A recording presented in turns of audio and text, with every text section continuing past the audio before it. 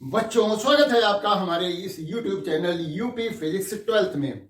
तो आज हम कुछ न्यूमेरिकल प्रॉब्लम जो आंकिक प्रश्न हैं उनको समझने जा रहे हैं। देखिए, आपको फिजिक्स आती है या नहीं आती है, इसी बात से पता चलता है कि आपको न्यूमेरिकल आ रहे हैं या नहीं। यदि न्यूमेरिकल आ रहे हैं, आप कर पा रहे हैं, तो इसका मतलब आपका सब्जेक्ट की अंडरस्टैंडिंग, समझ अच्छी है। तो न्यूमेरिकल जरूरी भी है क्योंकि बहुत सारे प्रश्न न्यूमेरिकल परीक्षा में आते हैं और अक्सर क्या होता है कि वो स्टूडेंट छोड़ देते हैं, उनके वो समझ से परे होते हैं।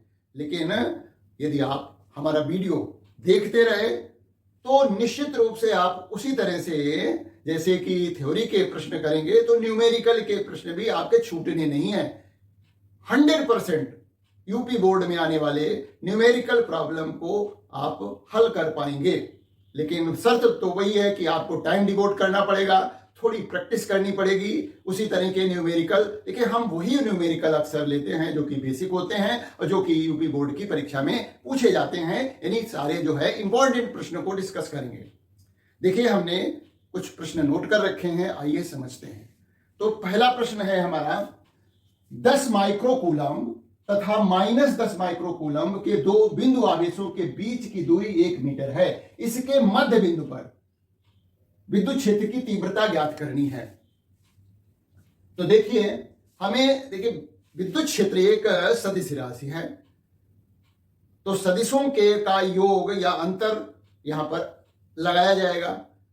तो यदि जो बिंदु आवेश हैं वो विद्युत क्षेत्र उत्पन्न कर रहे होंगे दिए गए बिंदु पर, तो उसकी दिशा देखना जरूरी है। सबसे पहले हम देखेंगे कि दिए गए आवेश किस दिशा में विद्युत क्षेत्र उत्पन्न करेंगे।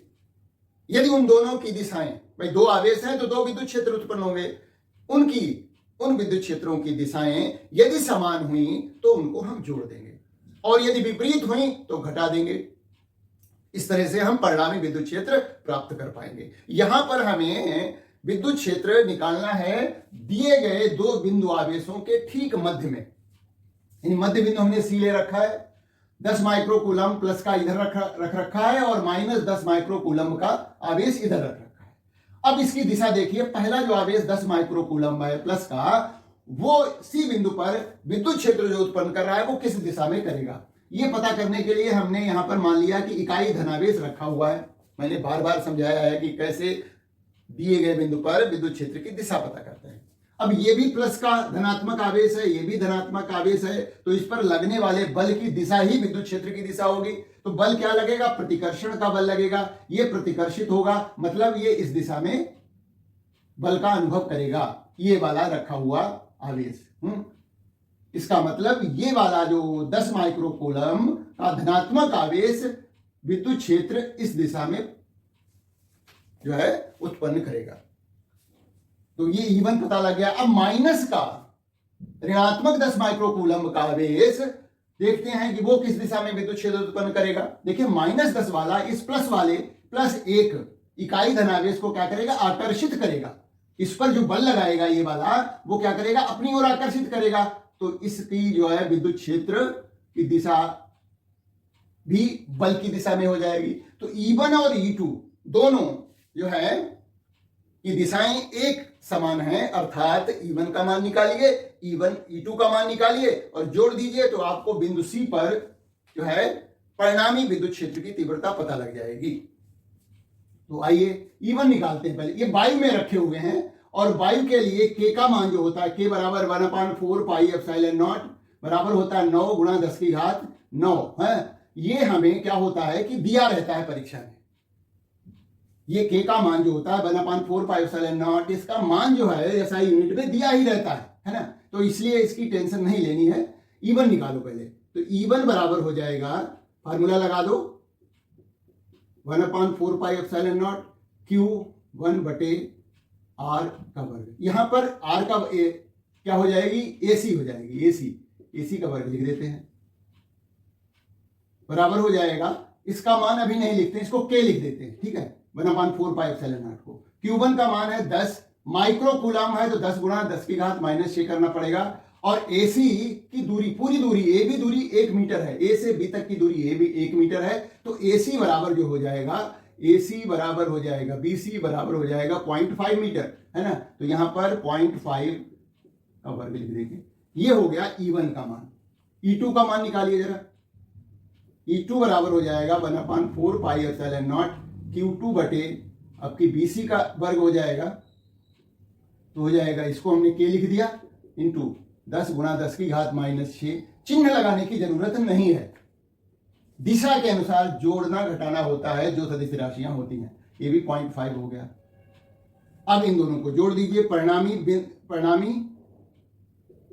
विद्युत क्षेत्र E बराबर हो जाएगा E1 प्लस E2। तो देखिए K गुणा 10 गुणा 10 की घात -6 बटे 0.5 का वर्ग प्लस 10 गुणा 10 की घात -6, और K भी रहेगा। अब देखिए ये दोनों एक ही जैसी तो राशियां हैं बिल्कुल सब कुछ, तो इसका मतलब ये हो जाएगा 2 गुणा K गुणा 10 की घात माइनस, ये जुड़ गए आपस में, और चाहे तो, लेकिन बात तो वही है भाई, जो संख्या x प्लस x बराबर क्या होता है, 2x होता है। यदि ये x है ये भी x है तो जुड़ करके 2x हो गया। तो हमारा 10 की घात -6 बटे ये कितना हो जाएगा, इसका वर्ग, पहले वर्ग ही लिख देते हैं, चलिए अब वैल्यू रख देते हैं, इसका के का मान रखते हैं। तो 2 गुणा 9 गुणा 10 की घात 9 गुणा 10 की घात -6 बटे 0.05, ये है। इसका दशमलव हटाएंगे, दशमलव हटाया तो ऊपर गुणा 100 हो जाएगा, और इसको काट लीजिए, 25 एकन 25 25 चौके 100। अब गुणा कर दीजिए, 18 चौक 72, तो ये हो गया 72 गुणा 10 की घात -6, और ये क्या है, विद्युत क्षेत्र है। इसका मात्रक जो होता है वो होता है न्यूटन प्रति कूलम, और इसकी दिशा क्या होगी, CB, दिशा जो है C से B की तरफ होगी, दिशा होगी C से B की पर, C से B की ओर, ये दिशा भी हमने बता दी। परिणामी विद्युत क्षेत्र की दिशा C से B की ओर होगी। बहुत आसान प्रश्न है। अगला प्रश्न देखिए, नंबर 2।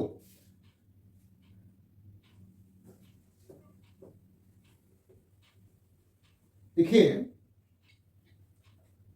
यहां पर दूसरे प्रश्न में 2 बिंदु आवेश हैं जिनकी वैल्यू दी गई है 1 गुणा 10 की घात -19 कूलम तथा -9 गुणा 10 की घात 19 कूलम परस्पर 2 मीटर की दूरी पर स्थित हैं। आवेशों को मिलाने वाली रेखा के किस बिंदु पर परिणामी विद्युत क्षेत्र की तीव्रता शून्य होगी। ये हम पहले भी एक वीडियो में बता चुके हैं कि यदि 2 ऋणात्मक आवेश हुए, है ना, तो क्या होता है कि उन दोनों को मिलाने वाली जो रेखा, यानी उन दोनों आवेशों के बीच में कहीं पर भी विद्युत क्षेत्र शून्य होने के चांसेस हैं ही नहीं। तो हम चित्र बना देते हैं, ए बिंदु पर हम रख देते हैं 1 गुणा 10 की घात -19 कूलम, और दूसरा बिंदु बी लेते हैं और वहां पर रख देते हैं -9 गुणा 10 की घात -19 कूलम। अब जैसा कि मैंने बताया, ए और बी के बीच में कहीं भी विद्युत क्षेत्र शून्य नहीं होगा। अभी हम देख चुके हैं इससे पहले वाले प्रश्न में, इसके ए बी के बीच में कहीं पर भी यदि हम बिंदु लेंगे तो इन दोनों आवेशों के कारण उत्पन्न विद्युत क्षेत्र आपस में जुड़ जाएंगे। इसलिए हमें क्या करना पड़ता है, यह सावधानी बरतनी है। यह 2 मीटर दिया गया है, मान लिया कोई बिंदु सी यहां पर है, और हम हमेशा छोटे वाले जिस आवेश का मान कम हो उससे बिंदु को लीजिए। सी बिंदु पर विद्युत क्षेत्र की तीव्रता 0 है, परिणामी विद्युत क्षेत्र की तीव्रता। तो ये जो है ए बिंदु से जो है x दूरी पर है, तो ये वाली दूरी जो है ये हो जाएगी 2 + x। अब हम वही बात तरीका है कि क्या हम पहले दिशा पता करें कि ये धनात्मक आवेश है, यहां पर हमने +1 माना, इस वाले आवेश के कारण इस पर क्या लगेगा, इकाई धनावेश पर प्रतिकर्षण लगेगा, मतलब ये इस तरफ को जाएगा। ये वाला इकाई धनावेश किस तरफ को प्रतिकर्षित करेगा, बाईं ओर को। तो इसके कारण विद्युत क्षेत्र की तीव्रता E1 की दिशा बाईं ओर को होगी। अच्छा, ये वाला आवेश ऋणात्मक है तो इस धनात्मक प्लस इकाई आवेश जो हमने मान रखा है उसको ये क्या करेगा, आकर्षित करेगा अपनी ओर। तो इसका मतलब हुआ कि ये वाला विद्युत आवेश इस दिशा में विद्युत क्षेत्र उत्पन्न करेगा E2। अब देखिए E1 और E2 दोनों विपरीत हैं, इसका मतलब बिंदु C पर परिणामी विद्युत क्षेत्र शून्य हो सकता है। तो हम इसको मान लेंगे कि ये E1 और E2 परिणाम में बराबर हैं और दिशा में तो विपरीत दिख ही रहे हैं, तो शून्य हो जाएंगे। ये कंडीशन लगा देंगे, ठीक है ना। पहले तो E1 निकालें। बिंदु A पर रखे आवेश के कारण बिंदु C पर विद्युत क्षेत्र E1 बराबर हो जाएगा कि Q A गुणा 10 की घात -19 बटे दूरी A से C की तक की दूरी, A से C की, AC का वर्ग होगा ना, तो AC दूरी हमने x मान रखी है ना, तो ये हो जाएगा x का वर्ग। ये हो गया E1। इसकी दिशा क्या होगी, AC की ओर, इसकी दिशा AC दिशा में, AC दिशा में।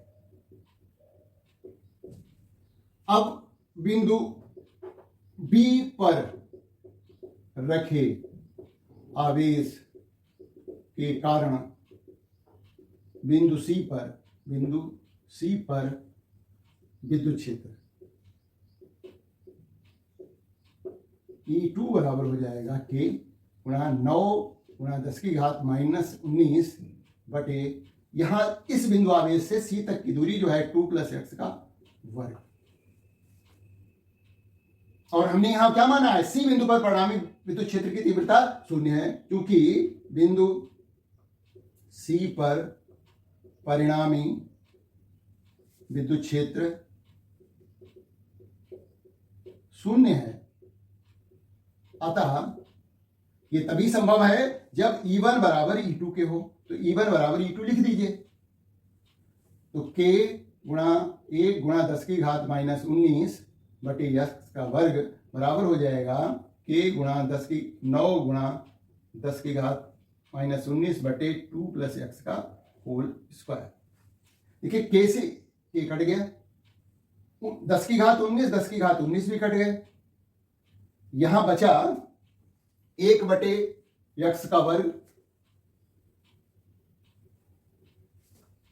इधर बच रहा है 1 बटे x का वर्ग और इधर बच रहा है 9 बटे 2 + x का होल वर्ग। अब दोनों ओर वर्गमूल लेने पर, दोनों ओर वर्गमूल लेने पर 1 का वर्गमूल 1 होता है, x² का वर्गमूल x हो गया, 9 का वर्गमूल 3 होता है और 2 + x का होल स्क्वायर है तो इसका भी स्क्वायर हट जाएगा, ये आ गया। तिरछी गुणा कर लीजिए और x का मान पता लग जाएगा। तो ये हो गया 3x बराबर हो गया 2 + x के, है ना। अब जो है 3x - x बराबर 2k, 2x बराबर 2k, x बराबर 1 मीटर। यानी जो हमारा ये धनात्मक आवेश है उससे 1 मीटर की दूरी पर विद्युत क्षेत्र की तीव्रता शून्य होगी। या कहें इससे दूरी पता करनी है तो इसमें 2 और जोड़ दीजिए, यहां पर x का जो मान आया, तो 3 मीटर की दूरी पर इस B बिंदु पर रखे आवेश से 3 मीटर की दूरी पर, छोटे वाले आवेश की दिशा में 3 मीटर की दूरी पर विद्युत क्षेत्र की तीव्रता शून्य होगी। यह है 1 गुणा 10 की घात - कूलम्ब आवेश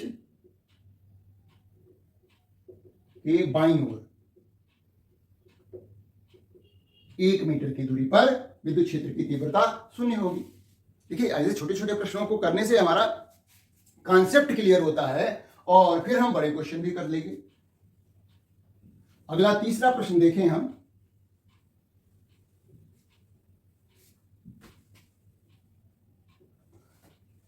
किसी a सेंटीमीटर भुजा वाले वर्ग ABCD के चारों कोनों पर क्रमशः -2q, +q, -q तथा +2q आवेश रखे हैं। वर्ग के केंद्र पर विद्युत क्षेत्र का परिमाण तथा दिशा ज्ञात कीजिए। देखिए चित्र समझिए पहले, ये कोई हमारा वर्ग है और ए बी सी डी, ए पर जो आवेश रखा हुआ है वो -2q है, बी पर रखा +q है और सी पर रखा जो आवेश है वो -q है और डी पर रखा -2 +2q। अब हमें इसके वर्ग के केंद्र का मतलब है इसके विकर्णों के कटान बिंदु पर विद्युत क्षेत्र की तीव्रता ज्ञात करनी है।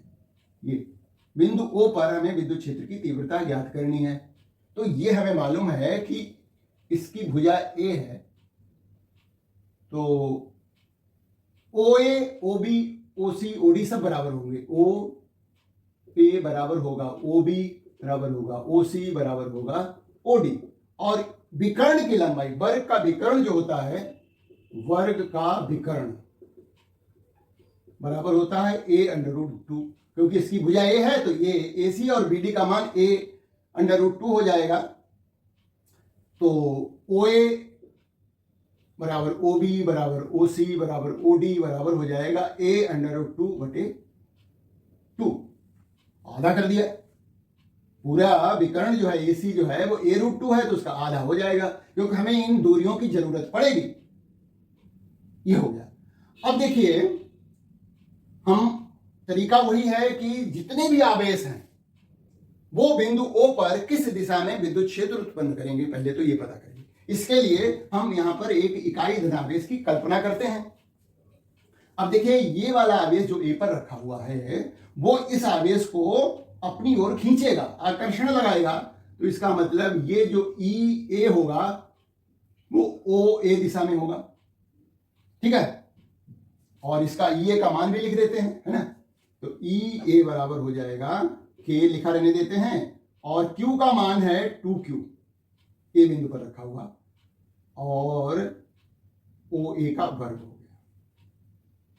तो बराबर हो जाएगा K गुणा 2Q बटे OA का मान ये है a√2 का होल स्क्वायर। तो इसको जरा हल कर लें। K गुणा 2Q बटे ये स्क्वायर गुणा 2/4, ये 4 ऊपर चला जाएगा, 4 क्या है होगा ऊपर चला जाएगा, तो हो गया 4 गुणा K गुणा 2Q बटे 2A का वर्ग।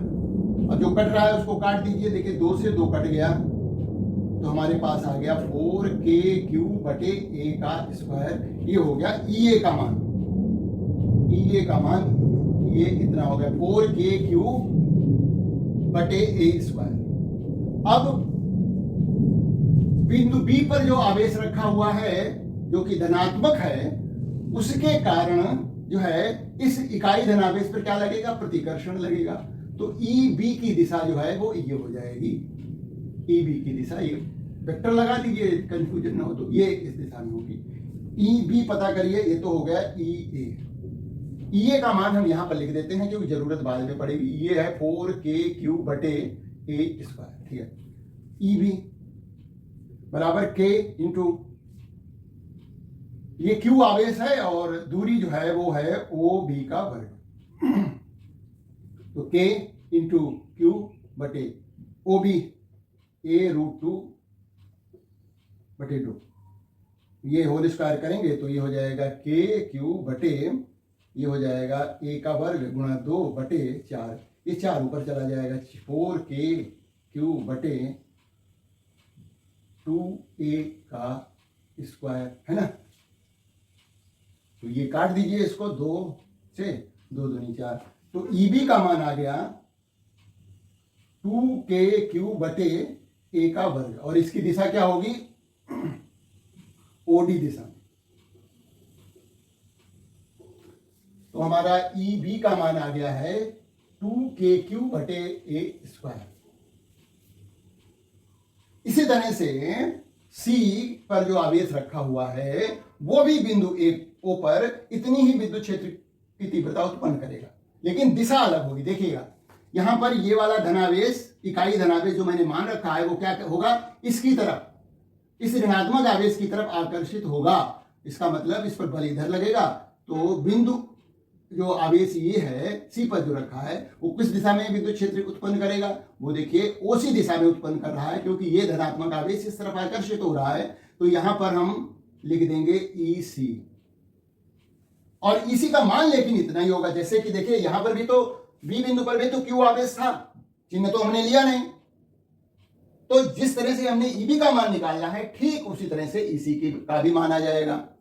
और जिस तरह से हमने ए पर रखे आवेश के कारण बिंदु ओ पर विद्युत क्षेत्र की तीव्रता निकाली थी, ए पर कितना आवेश रखा हुआ, -2q है, तो माइनस से तो हमने दिशा पता ही कर ली है। अब बिंदु डी पर भी आवेश 2q ही रखा है, तो इसका मतलब ये डी पर रखा हुआ आवेश भी उतनी ही विद्युत क्षेत्र की तीव्रता उत्पन्न करेगा जितनी की बिंदु ए पर रखा हुआ आवेश कर रहा है। बिंदु ए पर रखा हुआ आवेश कितनी विद्युत क्षेत्र की तीव्रता उत्पन्न कर रहा है, 4kq/a²। हाँ, दिशा इसकी अलग हो जाएगी। तो पहले तो हम इसका मान लिख लेते हैं कि जो ईसी है वो क्या है। ईसी का मान लिखते हैं, ईसी बराबर हो जाएगा, जितना हम डायरेक्ट इसी को लिख दे रहे हैं, ईसी बराबर हो जाएगा k2kq/a², और इसकी दिशा जो होगी वो ओ सी दिशा में। फिर हम जो डी बिंदु पर आवेश रखा हुआ है +2q, उसके कारण निकालें। बिंदु डी पर रखे आवेश के कारण विद्युत क्षेत्र, कारण कहां पर, बिंदु ओ पर, कारण बिंदु ओ पर विद्युत क्षेत्र की तीव्रता उतनी होगी जितनी की बिंदु ए पर रखा हुआ आवेश कर रहा था। तो ई डी जो है उसका मान भी हो जाएगा 4kq/a², और इसकी दिशा जो है पता कर लेते हैं। देखिए ये जो है धनात्मक आवेश है डी पर रखा हुआ, यहां पर इकाई धनावेश हमने मान रखा है, तो ये क्या होगा, प्रतिकर्षित होगा। तो ये हो जाएगा ई डी की दिशा, और ये है ओबी दिशा में, ओबी दिशा में। अब हम परिणामी विद्युत क्षेत्र की तीव्रता निकालेंगे। कैसे देखें कि जो AC के अनुदिश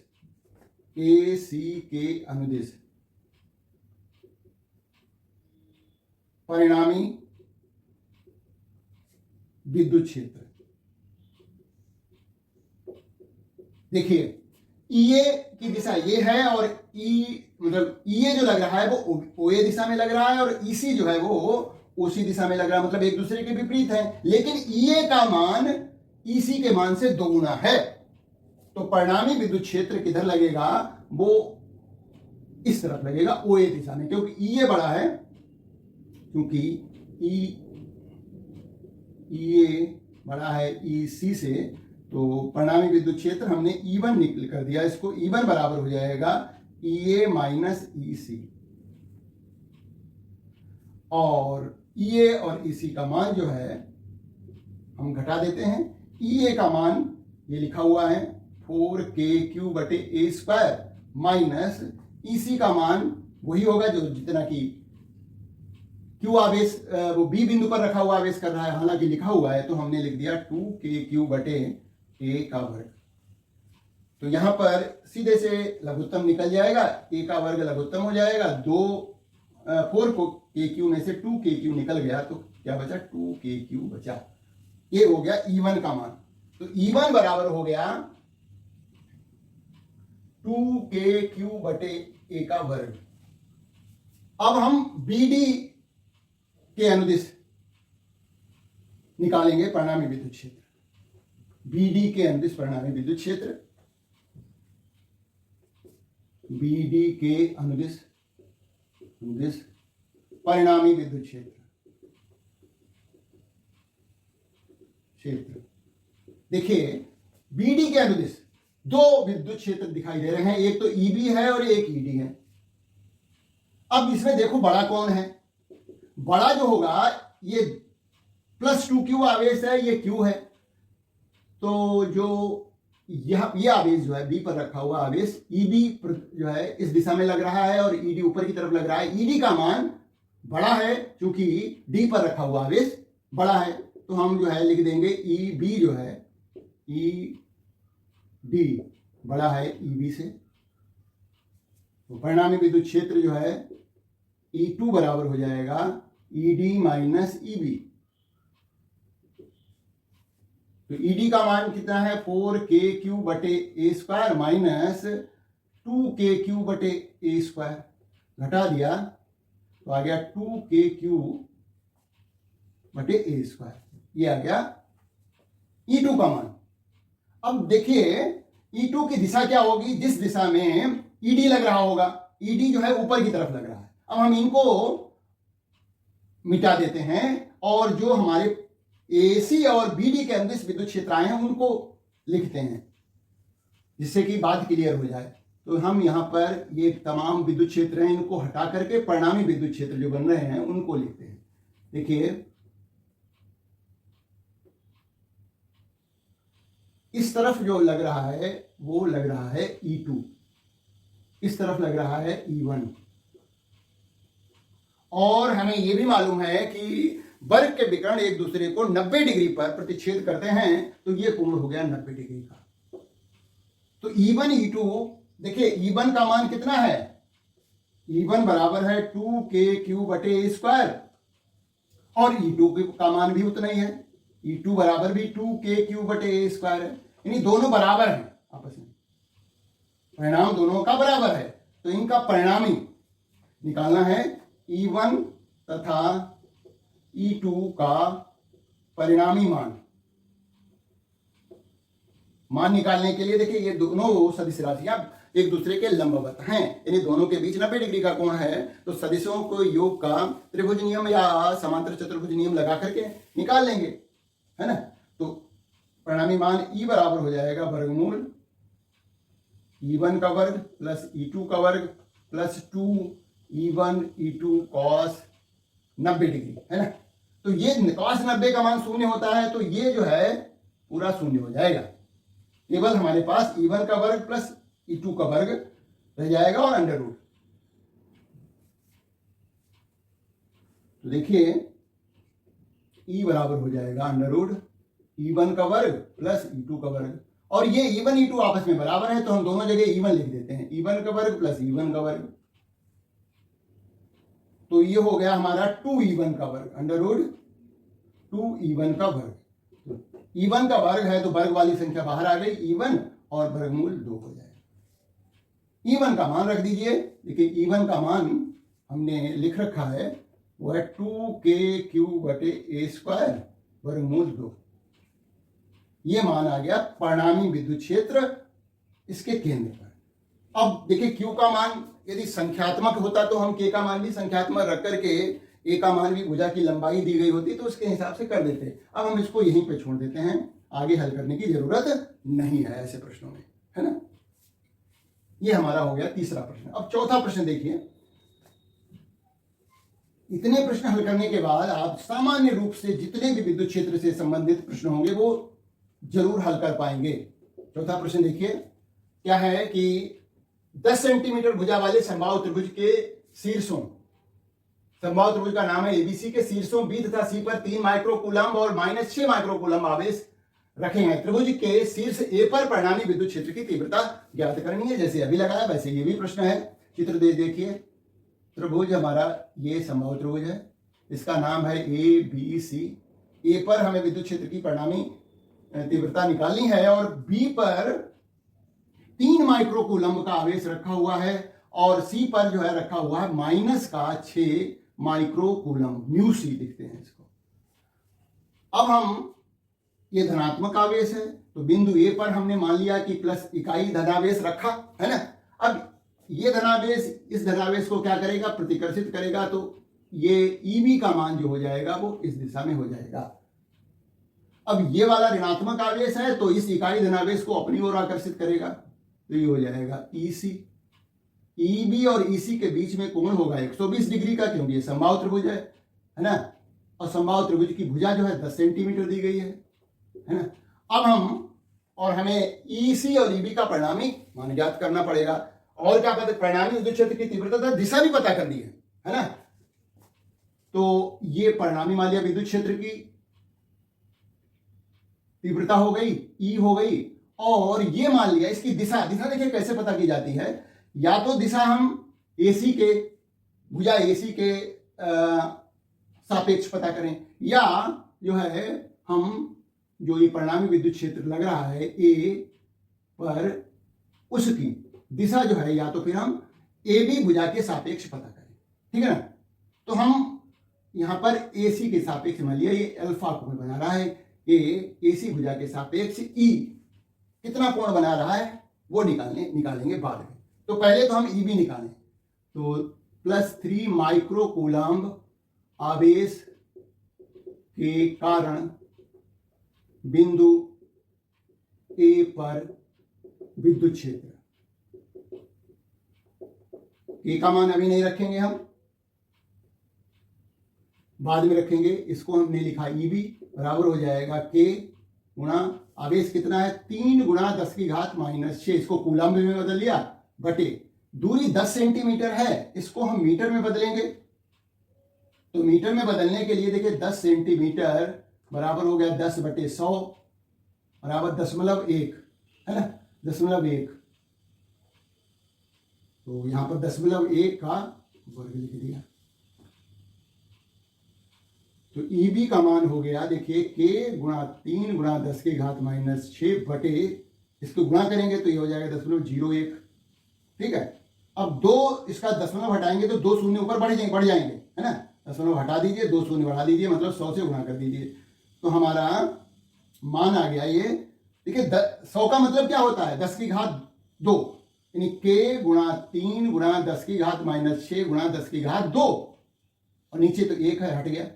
तो ये आ गया मान हमारा, देखिए के × 3 × 10⁻⁻⁴, ये आ गया ईबी का मान।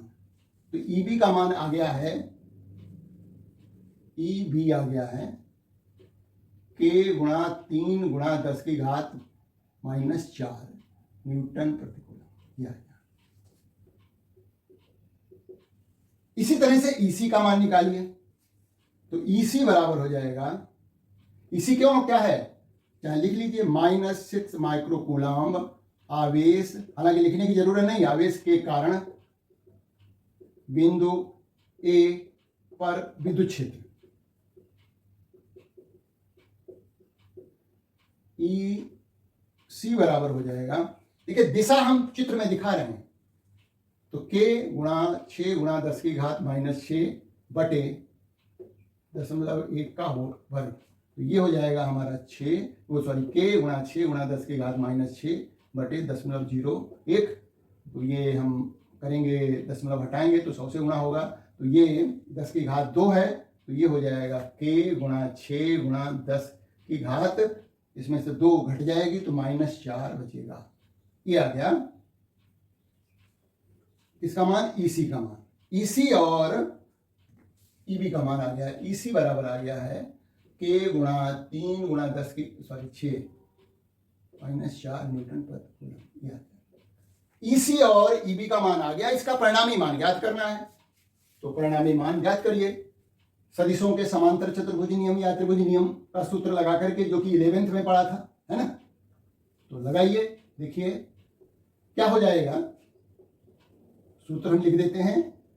ई बराबर हो जाएगा √ ई बी का वर्ग प्लस ई सी का वर्ग प्लस 2 ई बी ई सी कॉस 120 डिग्री। ई बी और ई सी के बीच का कोण है 120 डिग्री, कॉस 120 डिग्री का मान होता है -1/2, है ना। और यह देखिए थोड़ा हम आसान कर लेते हैं अपनी स्टोरी को। देखिए ईबी का मान तो के गुणा 3 × 10⁻⁻⁴ है, और ईसी का मान है के गुणा 6 × 10⁻⁴, मतलब ईसी का मान जो है वो ईबी से 2 गुना है ना। यानी ई सी बराबर है 2 ईबी के, ईसी बराबर है 2 ईबी के। ईसी का मान इतना है ना, दोगुना है। देखिए यहाँ 6 है, यहाँ 3 है, 3 दूनी से दोगुना है, मतलब ईसी का मान यदि हमें प्राप्त करना है तो इसको 2 से गुणा कर दें, बात तो वही हुई। ये हमने निष्कर्ष निकाला जिससे कि आसान हो जाए हमारी कहानी। अब देखिए, तो EC की जगह पर 2EB हम लिख सकते हैं।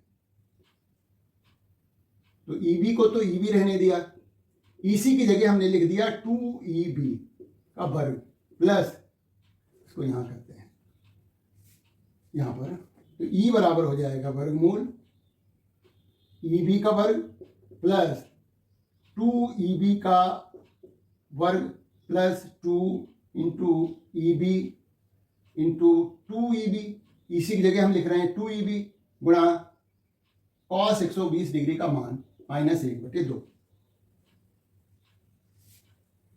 तो देखिए ये 2 से 2 कट जाएगा, ये माइनस हो जाएगा, तो हमारे पास जो आएगा EB का वर्ग प्लस ये हो जाएगा 4EB का वर्ग और ये हो जाएगा माइनस का और 2EB का वर्ग, 2EB का वर्ग। देखिए EB और 2 है, तो ये हो गया 5 में से 2 गया 3, वर्गमूल बचा हमारे पास 3EB का वर्ग।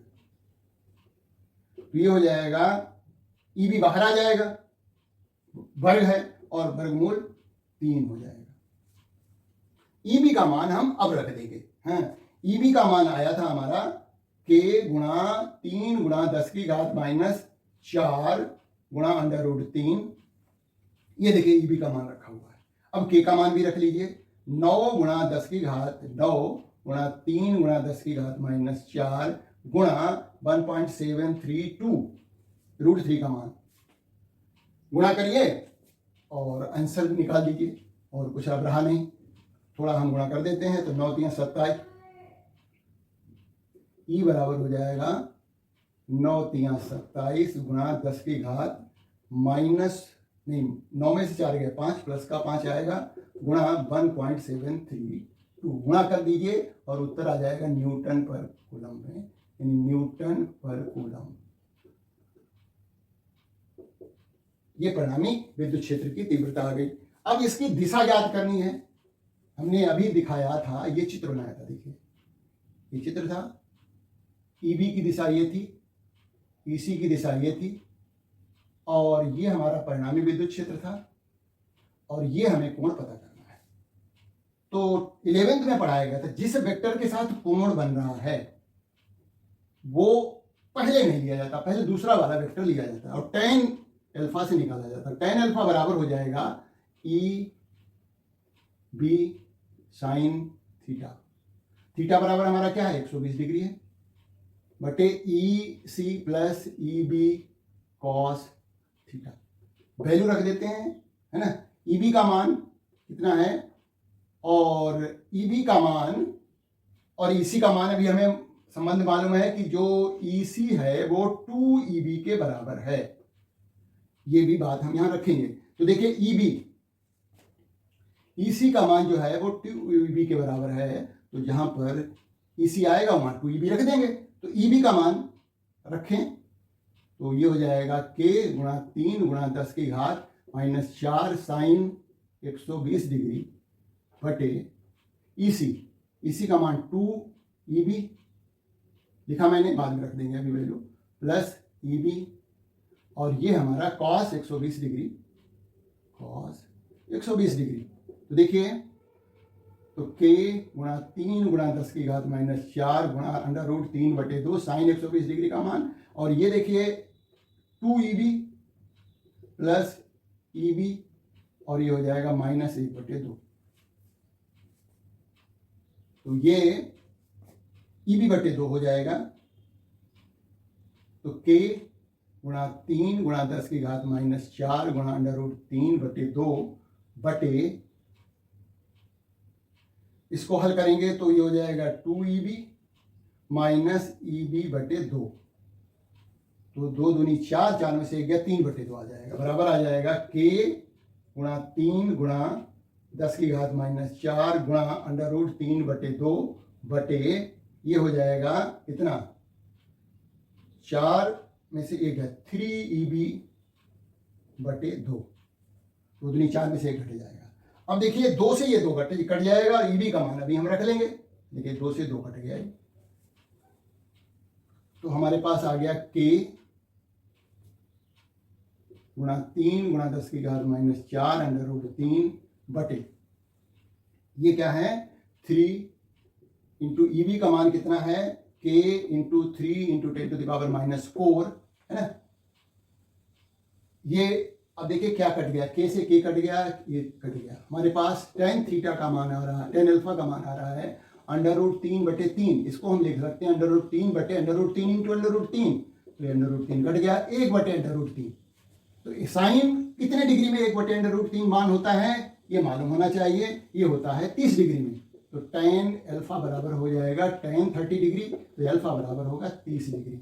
मतलब जो हमारी भुजा AC है, AC के साथ ये परिणामी विद्युत क्षेत्र E जो है वो कितना कोण बना रहा है, 30 डिग्री का कोण बना रहा है। बहुत आसान है, थोड़ा लेंदी क्वेश्चन था, है ना।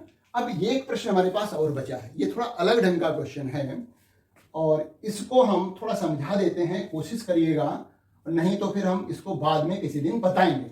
देखिए प्रश्न 5 क्या है, इसको समझा देते हैं। क्या है, 2 स्वतंत्र बिंदुवत आवेश हैं, एक बिंदु ए पर रखा हुआ है जो कि 4, यहां पर हम Q वाला रख देते हैं Q, और एक जो है वो 4Q है, परस्पर r दूरी पर रखे हुए हैं। एक तीसरे आवेश Q का मान ज्ञात करना है और चिन्ह भी ज्ञात करना, उसकी स्थिति भी ज्ञात करनी है, यानी तीसरा चार्ज जो स्मॉल q है वो कहां पर रखा जाए जिससे कि पूरा निकाय जो है ये संतुलन में हो जाए। तो हम मान लेते हैं कि Q आवेश यहां पर रख दिया जाए। अब इस Q का मान हमने मान लिया कि ये जो है इस छोटे वाले आवेश से x दूरी पर है, तो इस वाले से कितनी दूरी पे रहेगा, r माइनस x दूरी पे रहेगा, है ना। अब देखिए संतुलन की अवस्था में पूरा निकाय संतुलन में है, इसके लिए हर एक पर आवेश पर लगने वाला नेट बल जो है परिणामी बल 0 होना चाहिए। तो हमें तो पहले तो पता करना है कि इसको रखा कहां जाए, है ना, क्योंकि ये बराबर तो है नहीं, दोनों अलग अलग परिमाण है इनके दोनों के, ठीक बीचों बीच में तो होगा नहीं, और फिर चिन्ह भी पता करना है। तो 2 बार में ये प्रश्न लगेगा। पहले तो हम, क्योंकि परिणामी मान हर एक आवेश पर 0 होना चाहिए, तो बीच में जो रखा हुआ आवेश है इस पर भी परिणामी मान 0 होना चाहिए। इसका मतलब इस पर जो आवेश, इस पर जो बल लग रहा है, अभी तो पता है इसका चिन्ह भी नहीं मालूम है, मान लेते हैं थोड़ी देर के लिए, मान लेते हैं कि इस पर जो ये वाला आवेश बल जो लगाएगा, मान लेते हैं कि ये अपनी तरफ इसको खींच रहा है, तो ये हो गया ये, है ना, इस वाले आवेश की बल की बात करते हैं, या फेव हो गया, ठीक है ना, और ये वाला आवेश अपनी तरफ खींच रहा है ना, तो ये FB हो गया, तो FA बराबर FB कर दीजिए। तो इससे हमें क्या पता लगेगा कि ये कहां पर, और x का मान पता लग जाएगा, है ना।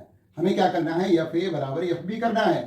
FA का मान कैसे निकालेंगे, इन दोनों के बीच लगने वाला बल Q गुणा K तो लिखा जाएगा कूलम्ब के नियम से, K Q स्मॉल q बटे इन दोनों के बीच की दूरी x² बराबर हो जाएगी K इन दोनों के बीच लगने वाला बल Q into 4Q capital Q है बटे ये दूरी r माइनस x का वर्ग है। तो देखिए K से K कट गया, स्मॉल q से स्मॉल q कट गया, कैपिटल Q से कैपिटल Q कट गया, तो हमारे पास बचा 1/x² बराबर हो जाएगा 4/r माइनस x का होल स्क्वायर। अब दोनों तरफ वर्गमूल ले लेंगे, तो 1/वर्गमूल, ये 5वां प्रश्न है, 1/x वर्गमूल, दोनों तरफ वर्गमूल लेने पर यहाँ पर बचेगा 1/x बराबर हो जाएगा 2/r माइनस x, यानी वर्ग हट जाएगा, फिर से गुणा कर देंगे, तो 2x बराबर हो जाएगा r माइनस x के, तो 2x प्लस x बराबर हो जाएगा r के, 3x बराबर हो जाएगा r, x बराबर हो जाएगा r/3। मतलब छोटे ये वाली दूरी जो है वो r/3 आ गई, मतलब इस वाले आवेश को हमें r/3 दूरी पर रखना है। अब दूसरा हमें इसका चिन्ह निकालना है, उसके लिए हम क्या करते हैं, उसके लिए हम देखेंगे कि इस आवेश पर लगने वाला परिणामी बल भी 0 होना चाहिए।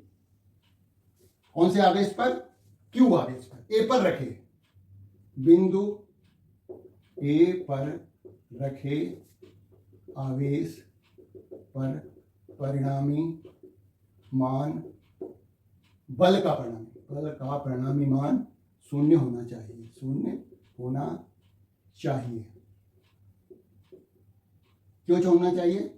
संतुलन की अवस्था के लिए, संतुलन की अवस्था के लिए। ठीक है, तो इस पर ये भी बल लगाएगा। अब देखिए चित्र, देखिए बदल दिया हमने, अब चित्र बदलने जा रहे हैं, अब इस पर बल लगा रहे हैं। ठीक है ना, तो इसके कारण बल मान लेते हैं इस तरफ लग रहा है, ये F1 हो गया, और ये तो प्रतिकर्षण ही लगेगा। देखिए हमें ध्यान भी रखना है कि इस स्थिति में परिणामी बल का मान इस पर शून्य होगा, F2।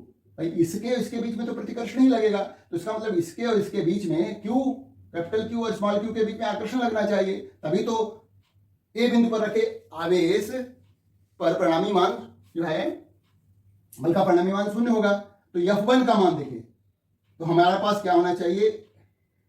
F1 प्लस F2 बराबर 0 होना चाहिए। F1 का मान देखिए, F1 इसके और इसके बीच का बल, K Q स्मॉल q, इन दोनों के बीच की दूरी हम निकाल चुके हैं, r/3 का वर्ग प्लस F2।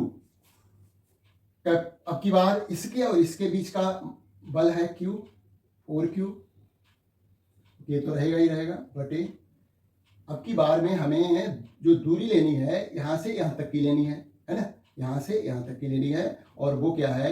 r, यहां से यहां तक की दूरी क्या है? AB की दूरी r है, तो r का बल ये बराबर शून्य होना चाहिए। इसकी सहायता से हम क्या निकालेंगे? Q का मान निकालेंगे, और वो चिन्ह सहित Q का मान प्राप्त हो जाएगा। यानी क्या हो जाएगा? Q बटे r/3 का होल स्क्वायर बराबर हो जाएगा KQ 4Q बटे r का वर्ग। इसको हल करेंगे, K से K कट जाएगा, कैपिटल Q से कैपिटल Q कट जाएगा। अब यहां पर हमारा बच रहा है, इसको उधर ले जाइए, है ना, तो Q बटे ये हो जाएगा r² बटे 9 बराबर हो जाएगा 4Q बटे r²। तो देखिए इसको उधर ले गए तो Q बराबर हो जाएगा, देखिए ये चिन्ह माइनस का हो जाएगा, ध्यान ये भी रखना है, क्योंकि जब ये उधर जाएगा तो चिन्ह बदल जाएगा। तो Q स्मॉल q बराबर हो जाएगा 4Q बटे r² गुणा r² बटे 9, है ना,